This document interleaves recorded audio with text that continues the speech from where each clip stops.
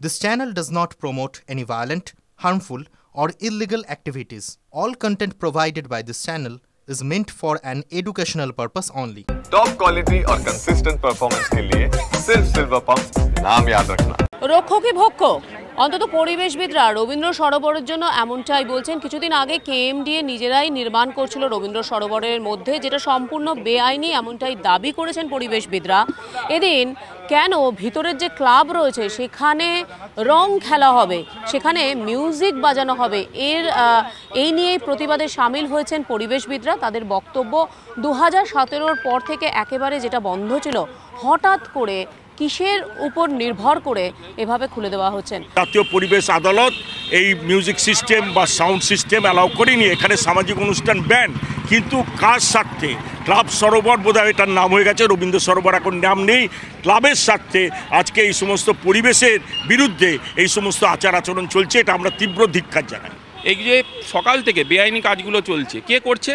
কেএমডিএর engineer mister দীপ্ত রায়চৌধুরী, যিনি দায়িত্ব নিয়ে এই রবীন্দ্র সরোবরটাকে শেষ করছেন।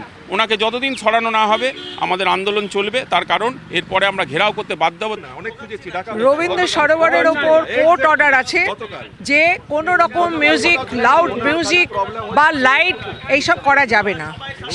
এখানে কি করে মিউজিক সিস্টেম ঢুকে লাউড মিউজিক বাজিয়ে এখানে কি করে প্রোগ্রাম হতে পারে? কেউ জলে নামতে চাচ্ছে, আমরা আমাদের ক্লাবে তারা ফ্যামিলি নিয়ে সবাই আসবে, ওখানে আমাদের দোল উৎসব যেরকমভাবে পালন হয়, রং ছাড়া হবে, ফুল নিয়ে যাচ্ছি। এবারে দেখুন এতগুলো ফুল দিয়ে খেলা হবে। কিছু অবভিয়াসলি কেএমডি শুধু না, এনজিটির নিয়ম মেনে। হঠাৎ করে এই বছর আপনাদের বিরুদ্ধে ওরা এরকম পরিবেশবিদরা নামলেন কেন? বলতে পারবো না, কি আশঙ্কা? বলতে পারবো না। 2017-এর পরিবেশ যখন এনজিটিতে কেস হয়েছিল সেদিন আমিও ছিলাম, আমরাও আমাদের সব ছিল। যা বলেছে আমরা সেই মতোই কাজ করি, কোনো বাইরে কিছু কাজ করি না। তো রঙটা ফুল দিয়ে তৈরি নাকি দিয়ে তৈরি? আপনাদেরও তো তাই বলছে। আমরা দেখতে পাচ্ছি যে সামনেই বচসা চলছে। আপাতত এই বিতর্কে সামিল রয়েছেন যারা পরিবেশবিদরা, তারাও। ক্যামেরা তুষার ঘটকের সঙ্গে শ্রাবন্তী সাহা, TV9 বাংলা, কলকাতা।